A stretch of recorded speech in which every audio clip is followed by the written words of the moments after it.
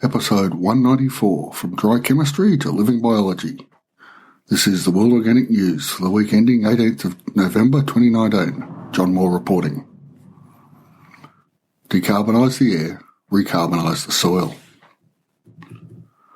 A step in thinking is required to move from chemistry to biology. Chemistry is a reductionist science, by and large. A big thing is interrogated, and the smaller things making it up are discovered. Molecules, atoms, subatomic particles, quarks, and things, if they ever find a way to be tested experimentally, like little tiny strings that are the basis of string theory. Biology too proceeds in a similar way from kingdom to phylum, class, order, family, genus and species. However, when biology is observed in an ecosystem, we find emergent properties. That is, things only occur when species interact.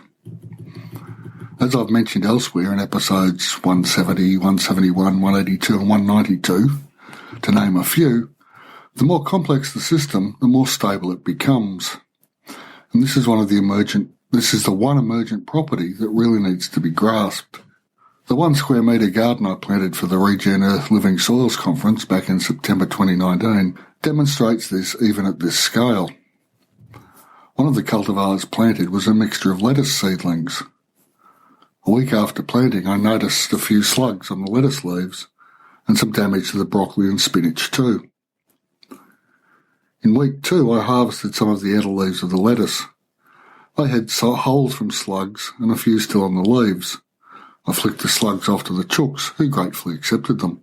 A week later, when I went to harvest again, the slugs were gone. The chooks are prevented from entering the garden by a wire mesh fence, so it wasn't them.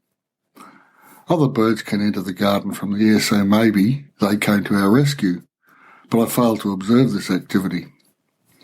The other explanation I have is that the interactions of the seedlings as they grew. The lettuce is surrounded by mizuna, baby beetroot and broccoli. Possibly some chemical interactions between the plants created a microenvironment unsuitable for slugs. Certainly the weather remained damp and conducive to slugs, but the slugs were gone. Now, time is an important factor in this. If I'd reached for some sort of chemical response to the slugs the moment I'd seen them, I would have added another layer of complexity, but not one which was conducive to natural repair. The picking of the edible leaves might also have removed the preferred food source for the slugs. Again, a natural solution. The point I'm trying to make is don't react immediately to every disharmony in the garden. Let the systems do their thing, even though in this case I had no idea what or even if the slugs were being dealt with. They just were. As I discussed in episode 166, mycorrhizal communities and how to keep them alive, we know very little of the interactions of this kingdom, the fungi, with the plant kingdom. What we do know is that interactions occur. The majority of the research has been in forest settings, but given the eruption of mushrooms across our pastures, I'm inclined to think this role in promoting and supporting annual species is greater than we may realise. As discussed in episode 166, mycorrhizal species do much to regulate the flow of nutrients in forest ecologies, and not just within tree species but across them. For the mycorrhizal species to do their thing requires a level of stability within the environment.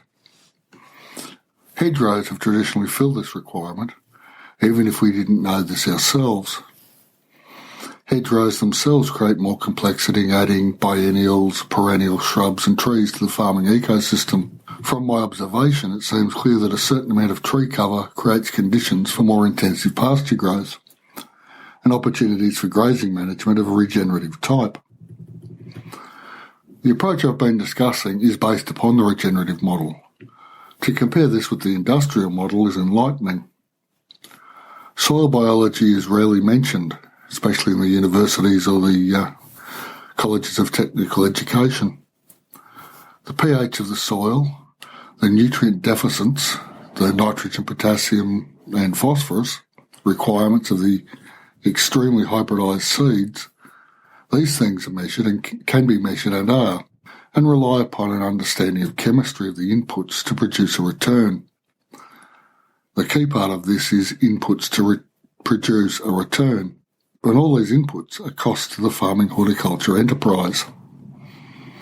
What this system doesn't take into account are the services provided for free by the biological systems. Systems the chemical industrial system not only doesn't factor into calculation, but actually systems it seems to destroy. Now, I don't think we have a conspiracy here. I think we have the law of unintended consequences at work. And farmers spotted what was going on fairly soon. Huge amounts of nitrogen were available after World War II, and when applied to fields, pastures and paddocks, they increased vegetative growth enormously. The observant farmers noticed the drop-off in earthworms and other biota, but the increased returns attracted most. There was, though, as I have mentioned before, a Faustian pact going on. All this extra growth was for the mere sum of about 1% of topsoil each year. In the first 10 years or so, this doesn't seem like much when it's dripping away little by little. After 70 years, people are understandably concerned, but not as many as I would have hoped. Still, with the right seeds and the right chemical inputs, things will grow in subsoil as a sort of paddock-wide hydroponic system. A biological approach requires a different mindset and relationship with soil, pests and returns. A well-run regenerative farm may not be as profitable as a chemical one in that 1 year a decade, when water and sunlight matches hybrid seeds' needs and chemical fertiliser loads. It will, though, be more profitable and sustainable during the drier years, the years when things don't match the textbook requirements of the hybrid seeds. In effect, a complex biological approach evens out the more extreme fluctuations over time, giving a more reliable cash flow. Now, I know no farm survives real well after 5, 6, 7 years of drought, but some appear to be doing okay.